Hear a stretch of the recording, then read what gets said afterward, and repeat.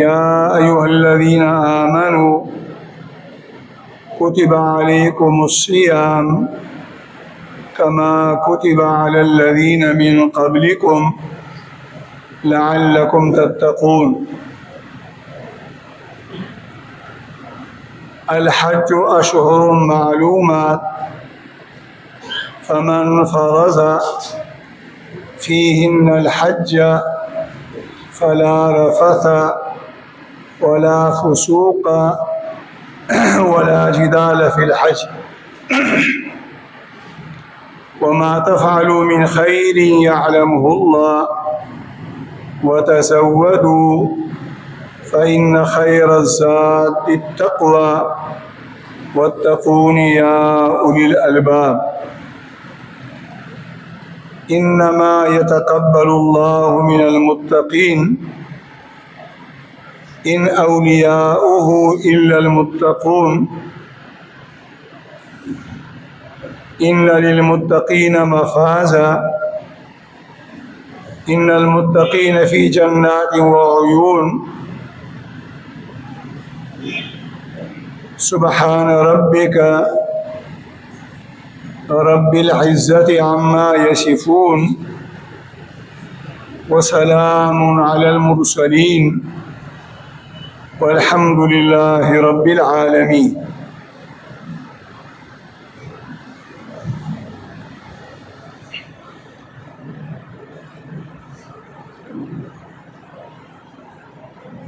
الله جل مجده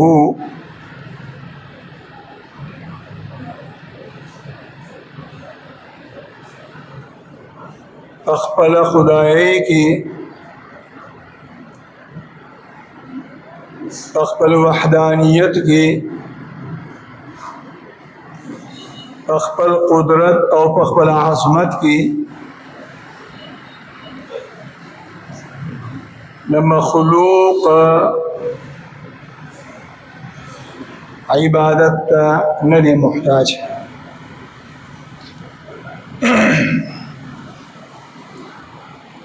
نہ د فرشتو عبادت ته الله محتاج دی،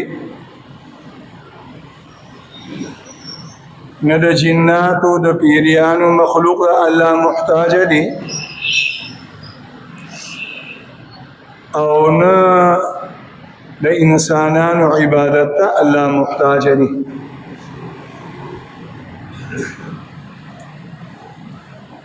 تمام ملائک او تمام جنات او تمام انسانان بشریک باندې نعوذ بالله کدا الله عبادت پریدي نو دا الله جل جلاله په خدای کې د ویخت د سر برابر فرق ناراضي، او کدا تمام ستوري د وارو اسمانونو او د تمام دنیا د سمندرونو د اوبه د تمام عالم د ځنګلاتو د ونو پاڼې د تمام عالم د ریګستانونو د شګو دانی 24 घंटे اللہ جل جلالہ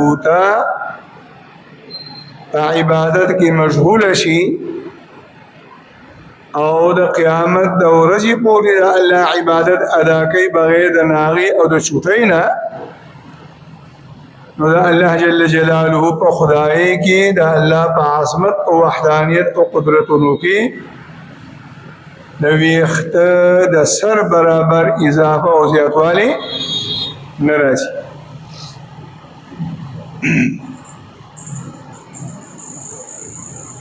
څومره عبادات چې الله جل مجلوه خپل بندګانو باندې مقرر کړی دي، په کوم شکل کې،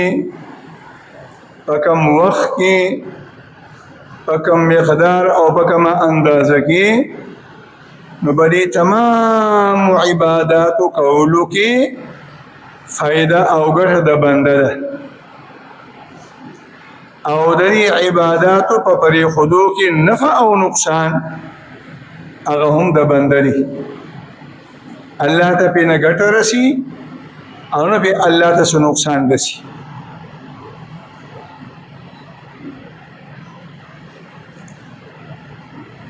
قرآن کریم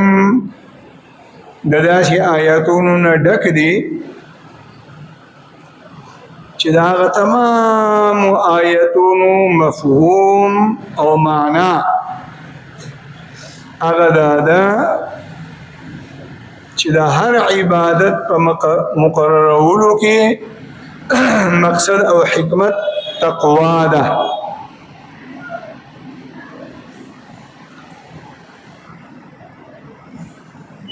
قرآن کریم اللہ جل مجلوہ د تمام انسانیت دبارہ بطور ہدایت را لے دی قرآن ہر انسان دبارہ د ہدایت ذریعہ ده لیکن د قرآن کریم پڑھمانی آیت کے اللہ پاک خبر واضح کی او هغه دا الف لام میم ذلك الكتاب لا ريب فيه هدى للمتقين دا قرآن چې د شک او شبهې نه بالا تر دی د دې د هدایت فائدہ به هغه چاته رسي چې هغه کې تقوا وي تقوادار انسان به د قرآن د هدایت نه فائدہ اخلي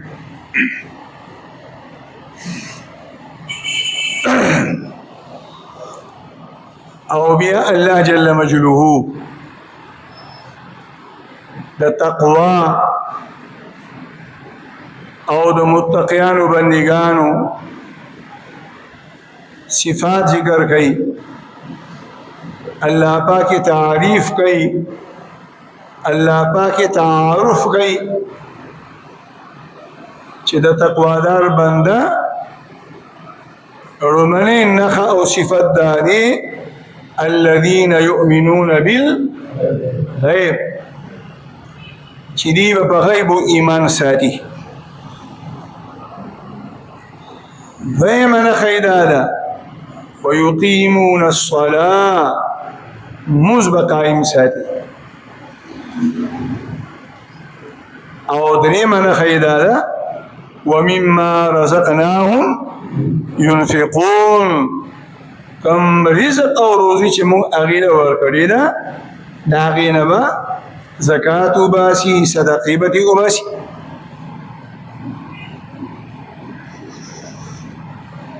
او بدنا خیدادا والذين يؤمنون بما انزل اليك کم کتاب میں بتا در نازل کرے نے په قرآن به ایمان ساتي او بدنا خیدادا والذين يؤمنون بما انزل اليك وما انزل من قبلك مخکینی کتابونه بمنی او آخرین خیدادا وبالآخرة هم يوقنون او دا قیامت پروز بانی بدی یقین سادی ایمان بسادی مدا دا تقوی تعریف دی دا دا متقیان تعریف دی دا دا متقیان صفات او نخ او تعارف دی نو دا دی تعارف نامین دا معلوم شوا چی دا ایمان مقصد تقوا ده د منځ مقصد تقوا دی د خیر خیرات او د زکات مقصد تقوا ده قرآن او بمخینی آسمانی کتابونو باندې د ایمان دراوړو مقصد تقوا ده او د قیامت پر ورځ باندې د یقین د ساتلو مقصد هغه تقوا ده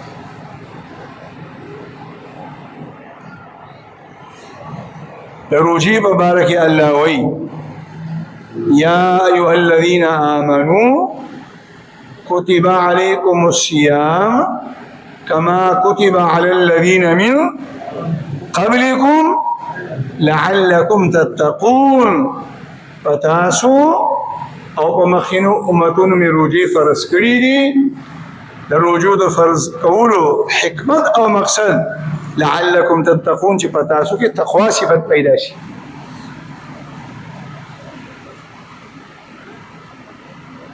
د حج په باره کې الله وایي الحج اشهر معلومات فمن فرض فيهن الحج فلا رفث ولا فسوق ولا جدال في الحج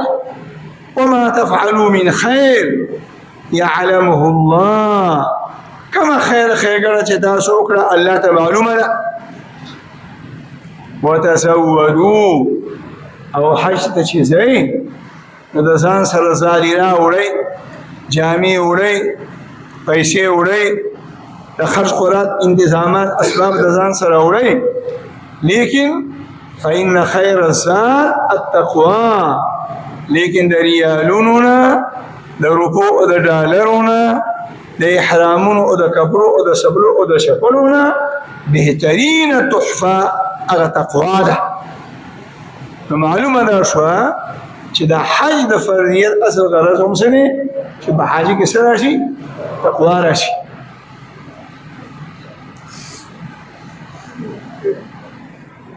الله جل مجلوه د تمام عالم مؤمنان و بندگانو ته حکم کوي یا ایها الذین آمنوا اتقوا الله. د تقوا صفت اختیار کوي او د دې تقوا د صفت پرنا کې بیا د قیامت عقیده را مخې ته کوه او بیا د قیامت دپاره ولتنظر نفس ما قدمت لغد. هر کس دا سوچ کوي، دا دی فکر کوي، دا دی غور کوي، د دې خبرې مطالعه کوي چې د سبا دپاره ما څه کړي، د سبا دپاره ما څه کړي دي. په دې آیت کریمه کې الله جل مجلوه د قیامت د ورځې نه تعبیر کړی دی په لفظ د چا سره؟ غد سره. او غد وای سبا ته.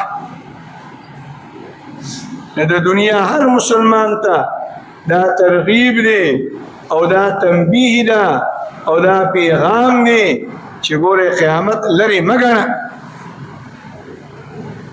قیامت لرې مه ګڼه. قیامت داسې نږدې او داسې یقیني ګڼه لکه په نننۍ ورځې پسې د سبا راتلل یقیني او نږدې دي او د سبا راتلل نه دي یقیني او د سبا راتلل نږدې نه دي. کېدای شي سبا رانشي. د قیامت هغه ورځ د سبا د ورځې راتلونه هم زیاته نږدې ده، داسې ګڼه. او بیا په آخر کې الله وایي واتقوا الله، تقوا اختیار کوي. ان الله خبیر بما تعملون. تاسو چې څه کوئ الله ته خبر. او بل آیت کریمه کې الله جل مجلوه خپلو بندګانو ته وایي یا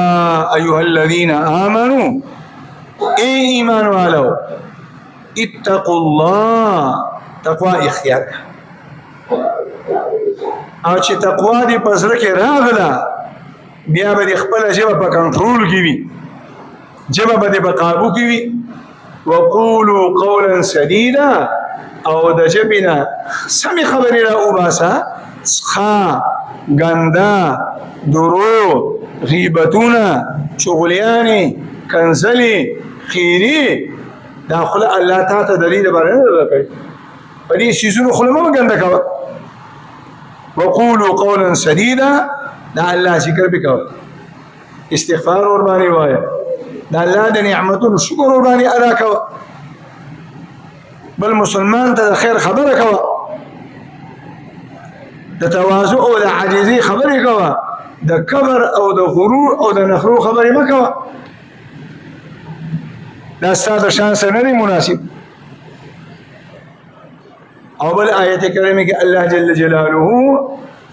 خپلو بندګانو ته وایي یا ایها الذین آمنوا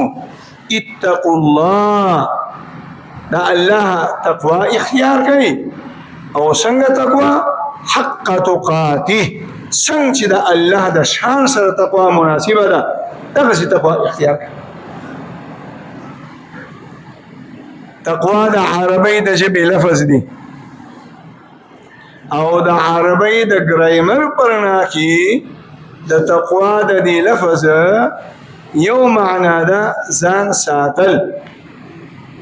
ځان بچ کول، او د کوم څیز نه چې یره پکاري د هغې نه یره کول،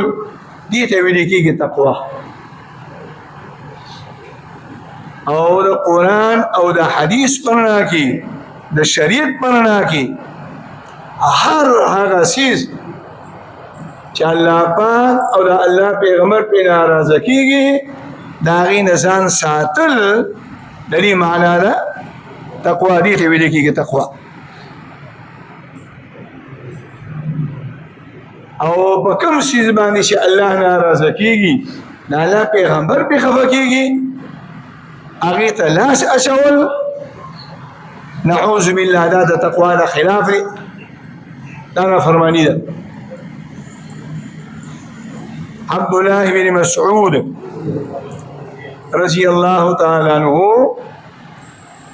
د نبی علیه الصلاۃ والسلام حدیث نقل کړي چې د الله نه د یری او د الله د شان سره چې کومه تقوا مناسبه ده د هغې مفهوم څه دی؟ نو نبی علیه الصلاۃ والسلام درې خبرې کړي دي. یو دا حق تقوا، یو دا دی ان یطاع فلا یعصى، ان یطاع فلا یعصى، دا الله داسې منل او دا الله داسې تابعداري، دا الله داسې اطاعت چې د هغې نه بعد نافرماني نه شي. نه په کاروبار کې د هغې نافرماني، نه په غم خادۍ کې د هغې نافرماني، نه په لباس کې د هغې نافرماني، نه په چال چلن کې د هغې نافرماني، نه په خبر اترو کې د هغې نافرماني، نه په خوشحالۍ کې د هغې نافرماني، او نه په غم کې د هغې نافرماني. ان یطاع فلا یعصى. او دویم څیز ان یذکر فلا ینسى، د الله داسې یاد چې د هغې نه پس هېرول نه شي. ځوانۍ کې درته الله یادي، بوډاتوب کې الله درته یادي، غم کې درته الله یادي، خوشحالۍ کې درته الله یادي، مالدارۍ کې الله درته یادي، په فقر و فاقه کې الله درته یادي، خېټه دې مړي الله درته یادي، اوږې الله درته یادي، کاروبار کې درته الله یاد، د کور په شادیواني کې درته الله یاد، د خلکو په ګڼه کې ناستې الله درته یاد، او کوټه دې به ځان پسې رابنده کړه، کونډه دې وواله او ایکې یوازې دننه په کوټه کې ناست دي او تکه توره تیاره ده، د الله نه سوا بل څوک دې نه ویني، دې وخت کې هم ده الله درته یادي. او دریم ان یشکر فلا یکفر، د الله جل جلاله د نعمتونو داسې شکر چې د هغې نه بس ناشکري دی. دې ته ویل کېږي د تقوا حقیقت، او دې ته ویل کېږي حق تقوا. عمر فاروق رضی الله تعالی عنه یو ځلې ابی بن کعب رضی الله تعالی عنہ ته وایي چې وبای الله جل مجلوه په دې آیت کریمه کې خپل مؤمنانو بندګانو ته دا حکم کړی دی اتقوا الله حق تقاته دا چې ویریږي د الله نه چې څنګه د الله د شان سره مناسبت نو د دې څه مفهوم دی د دې څه معنا ده ابي بن كعب رضي الله عنه ورته وایي یا امیر المؤمنین خپل جل او خپل زندګۍ کې په یو داسې ځنګل کې په یو داسې لاره ستا تلل شوي دي چې هغه ټوله د ازغونه ډکوي او تا لنګوالي پرتوګ دی اغوستي وایي او وایي چې کله ته په داسې ځنګل کې روان وي چې هغه ټول ځنګل د ازغونه ډکو نو ستا د تلو انداز څه و ستا د تلو کیفیت څه و وایي ما لږ راپورته کړه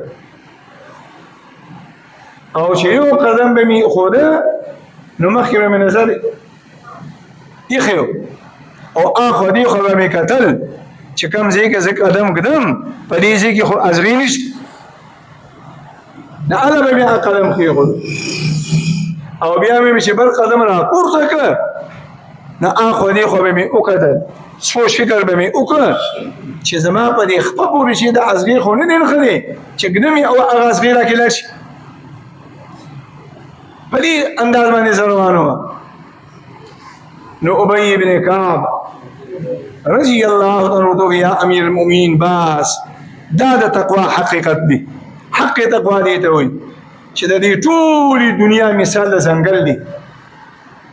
د دې ټول ژوند 80 کاله 80 کاله 80 کاله 50 کاله ژوند الله تعالی په دنیا کې درکړه د دې مثال د یو ځنګل دی او دا ځنګل د دنیا دا د ګناهونو د ازغونه ډکه ده یو سیم تی خالی نشته دی او د دنیا هر مسلمان د دې ځنګل مسافر دی او په دې باندې چې یو منټ تیریږي دا د سفر یو قدم دی 2 منټ تیریږي دا بل قدم دی یو رستی رشدا یو قدم دی شپتی رشدا بل قدم دی یا امیر المؤمنین چې په دې دنیا کې مسلمان باندې یو منټ او یو لحظه داسې تیریږي چې د الله نه فرمانی خو نه ده کړې د الله ګناه خو نه ونشو دا فرمانی خو د الله نه ونشو دې دې لګي حتی حق تقوا نو الله جل جلاله موږ تاسو ته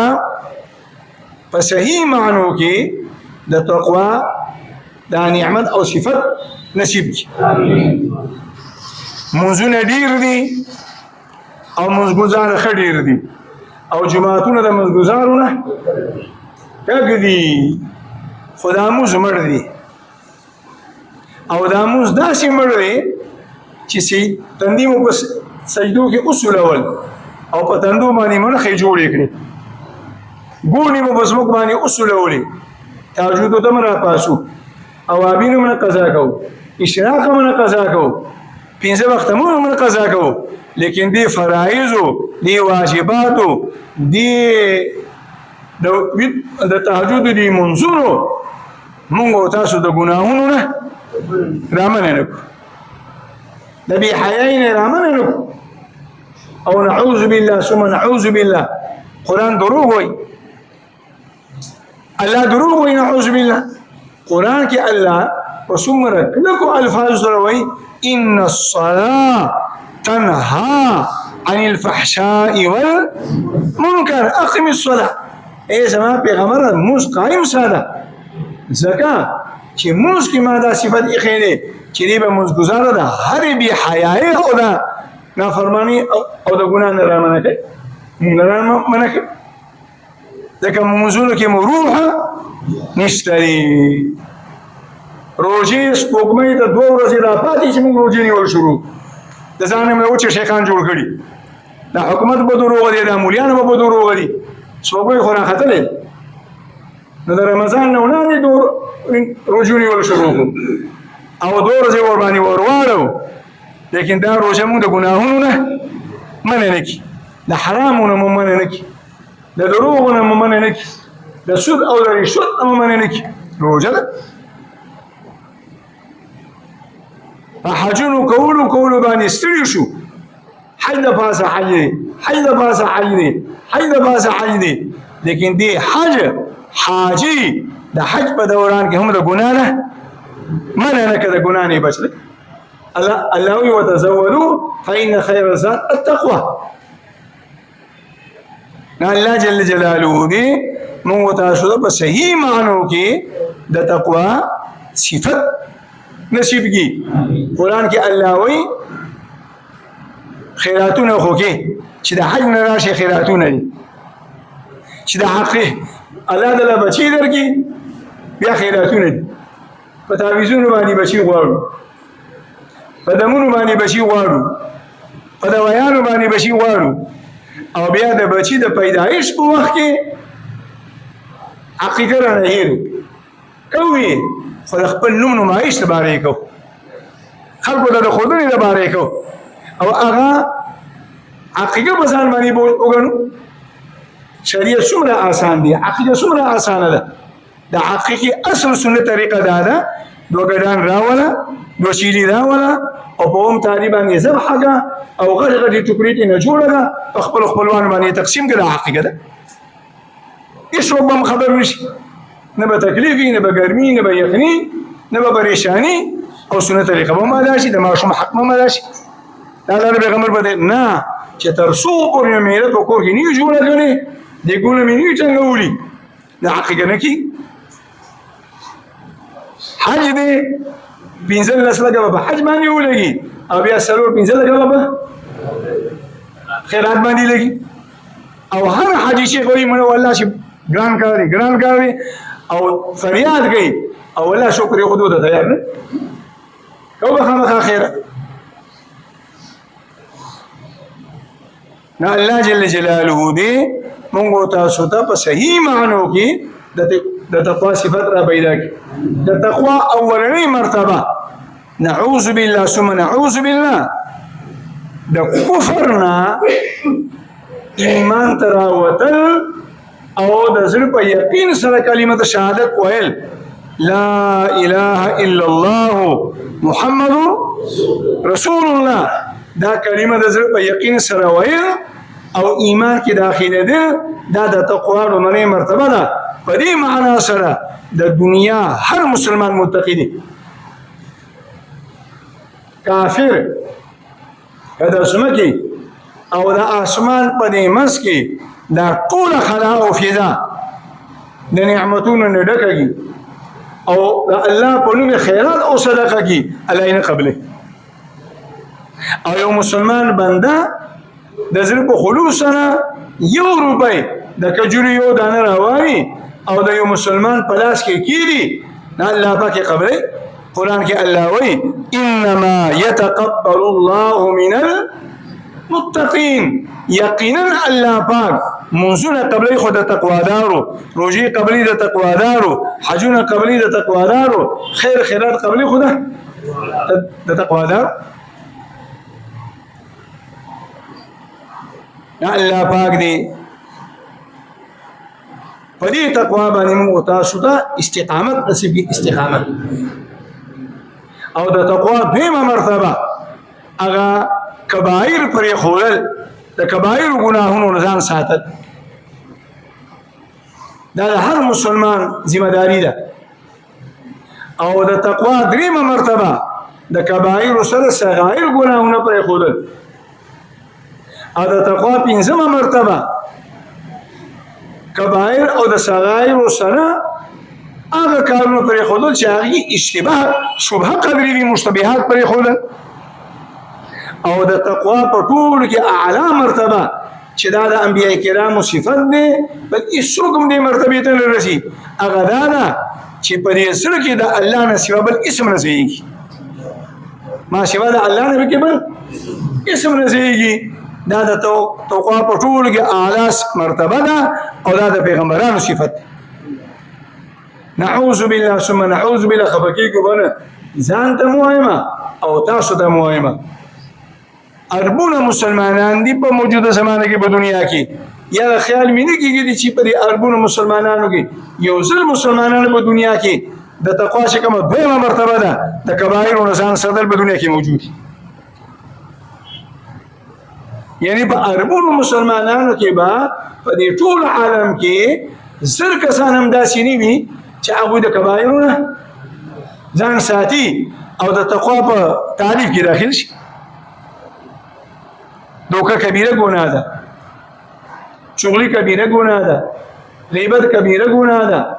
بل مسلمان د سپک قتل کبیره ګناه ده د الله د نعمت نه شکرې کبیره ګناه ده بل مسلمان باندې بهتان تر کبیره ګناه ده ټول ګناهونه